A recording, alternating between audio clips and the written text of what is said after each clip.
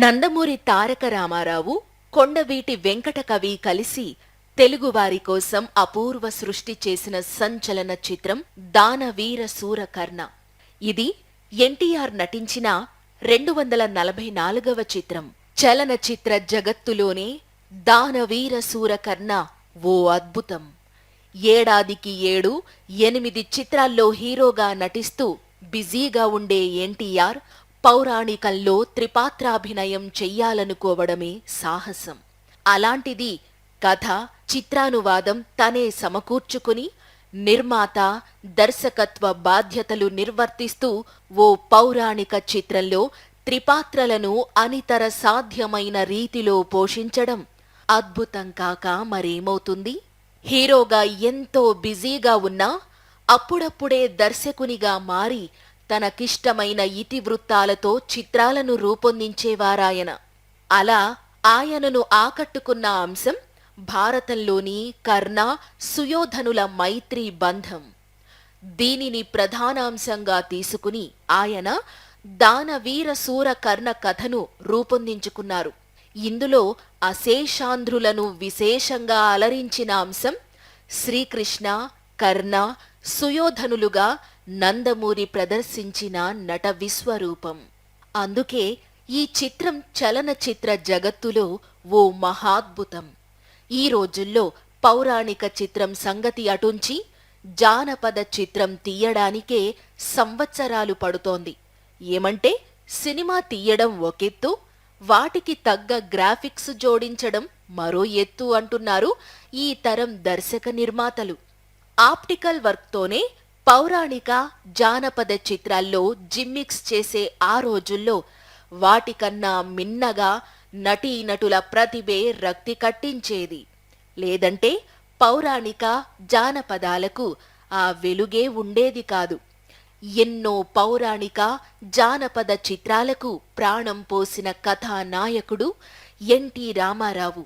ఆయన మనఃఫలకంపై ముద్ర వేసుకున్న కథ దానవీర సూరకర్ణ. ఈ కథను జనరంజకంగా ఆయన తెరకెక్కించిన తీరు అనితర సాధ్యమనే చెప్పాలి. ఈ సినిమా పూర్తిగా ఎన్టీఆర్ శ్రమ ఫలితం. అప్పటి సినిమా రంగంలో తిరుగులేని కథానాయకునిగా ఎంతో బిజీగా ఉన్న ఎన్టీఆర్ ఈ సినిమాను స్వయంగా నిర్మించి, దర్శకత్వం వహించి, ఆ పైన కర్ణునిగా, దుర్యోధనునిగా, కృష్ణునిగా 3 పాత్రలు పోషించారు. మొత్తం 4 గంటల 17 నిమిషాల నిడివిగల సినిమాలో దాదాపు 4 గంటల పాటు ఎన్టీఆర్ ఏదో ఒక పాత్రలో కనిపిస్తూనే ఉంటారు. ఇంత భారీ చిత్రం కేవలం 43 రోజుల్లో షూటింగ్ పూర్తి చేసుకుంది. 1976 జూన్ 7న రామకృష్ణ సినీ స్టూడియోస్లో ఈ చిత్రం షూటింగ్ ఆరంభమైంది. ఎంజీఆర్ ముఖ్య అతిథిగా వచ్చి క్లాప్ కొట్టారు. ఎన్టీఆర్ ఇందులో పోషించిన త్రిపాత్రాభినయం పెద్ద ఎసెట్. ఈ సినిమాలో దుర్యోధనుడి పాత్రే మిన్నగా ఉంటుంది. చాలామంది ఈ చిత్రానికి రారాజు అన్న టైటిల్ పెట్టొచ్చు కదా అన్నారు. దానవీర సూరకర్ణ అన్న టైటిల్ ఎందుకు అని. నిజానికి మనం చూసే ఈ సినిమాలో దుర్యోధనుడే హీరో. కాని కర్ణుని గుణగణాలు అన్నీ ఎంతో ఉన్నతమైనవని ఈ చిత్రానికి దానవీర సూరకర్ణ అని టైటిల్ పెట్టారు. దానవీర సూరకర్ణ ఓ చరిత్ర. అందులో 3 పాత్రలు పోషిస్తూ, దర్శకత్వం వహిస్తూ అంత పెద్ద చిత్రాన్ని తెరకెక్కించాలంటే మాటలు కాదు. అది ఎన్టీఆర్కే సాధ్యమయింది. అదే సమయంలో కమలాకర కామేశ్వరరావు దర్శకత్వంలో హీరో కృష్ణ తీస్తున్న కురుక్షేత్రం సినిమాకు, ఈ సినిమాకు పరిశ్రమలో ఉత్కంఠమైన పోటీ నెలకొంది. త్వరపడి తీయడం వలన ఫోటోగ్రఫీలో కొన్ని లోపాలు స్పష్టంగా కనిపించాయి. అయినా ప్రేక్షకులు పట్టించుకోలేదు. కేవలం 10 లక్షలతో తయారైన ఈ సినిమా 1977 జనవరి 14న విడుదలై ₹1,00,00,000 పైగా అప్పట్లో వసూలు చేసింది. 1994లో రెండవసారి విడుదలైనప్పుడు మళ్లీ ₹1,00,00,000 వసూలు చేసింది. ఈ సినిమా ఎన్నో రికార్డులు సృష్టించింది. అనేక కేంద్రాలలో శతదినోత్సవం జరుపుకుంది. 250 రోజులు ప్రదర్శితమయ్యింది. ఇక ఈ చిత్రం డైలాగ్ రికార్డు స్థాయిలో అమ్ముడయ్యాయి. ఎల్పి, క్యాసెట్, సిడి, ఆన్లైన్ ఆ 4 ఫార్మాట్స్లోనూ దానవీర శూరకర్ణ డైలాగ్స్ సేల్స్ రికార్డు స్థాయిలో జరిగాయి. ఇలా ఓ సినిమా డైలాగ్స్ అంతలా అమ్ముడవడం ఇండియాలోనే ఓ రికార్డ్.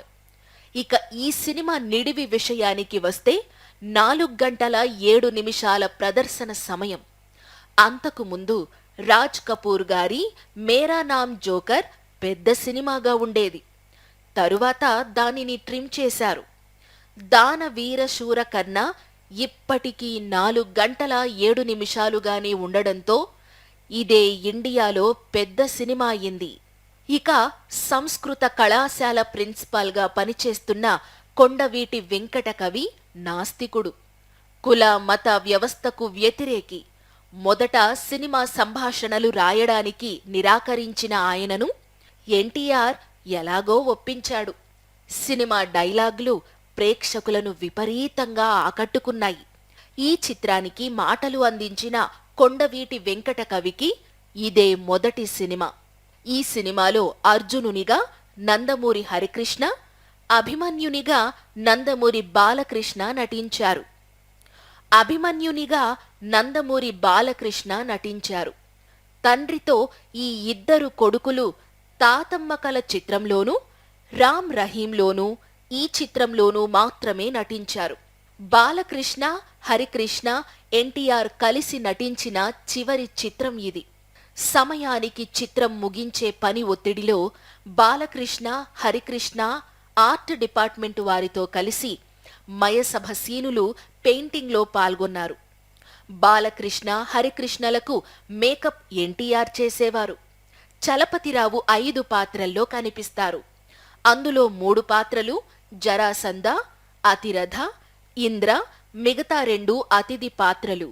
రాజసూయ యాగానికి పాండవులు ఆహ్వాన లేఖ పంపిన సమయంలో దుర్యోధనుడు వల్లించే డైలాగ్స్ అంతా అయిపోయాక చూసుకుంటే పక్కన ఉండాల్సిన దుశ్శాసన పాత్రధారి జగ్గారావు లేరు.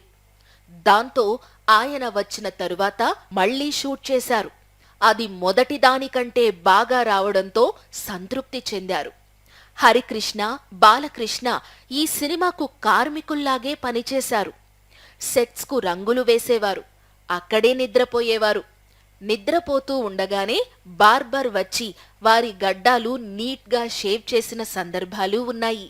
ఇంతగా రాత్రింబవళ్లు కష్టపడి పనిచేసిన ఈ చిత్రంలో సమయాభావం వల్ల సవరించలేని కొన్ని సాంకేతిక లోపాలు ఉన్నాయి. అయినా వాటిని లెక్క చెయ్యకుండా విడుదల చేశారు.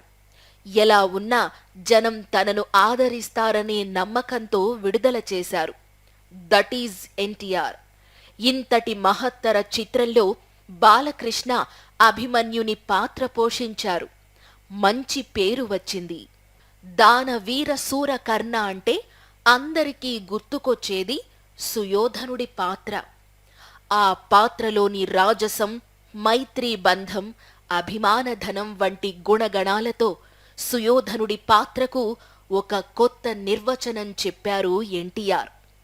కాని ఈ పాత్రకు భిన్నంగా కర్ణుడి పాత్ర శాంతం, కరుణ, దయ, దాన గుణాలతో గుండెల్ని పిండివేసే సన్నివేశాలతో మెప్పించిన ఎన్టీఆర్ నటనా కౌశలానికి ఒక మచ్చు తునక. ఇది చాలదన్నట్లు 3వ పాత్ర కృష్ణుడు. ఇక ఈ పాత్ర గురించి చెప్పనక్కర్లేదు. ఆయనకది వెన్నతో పెట్టిన విద్య. ఈ 3 పాత్రల్ని ఒకే సినిమాలో చెయ్యటం ఒక సాహసం. ఇలా పూర్తిగా 3 భిన్నమైన పాత్రలు పోషించి మెప్పించగలిగే సామర్థ్యం ఎవరికైనా ఉందంటే అది ఒక్క ఎన్టీఆర్కే సాధ్యం. ఈ సినిమాలో దుర్యోధనుడి డైలాగ్స్ ఇప్పటికీ తెలుగునాట ఎక్కడో ఒక చోట మారుమోగుతూనే ఉంటాయి.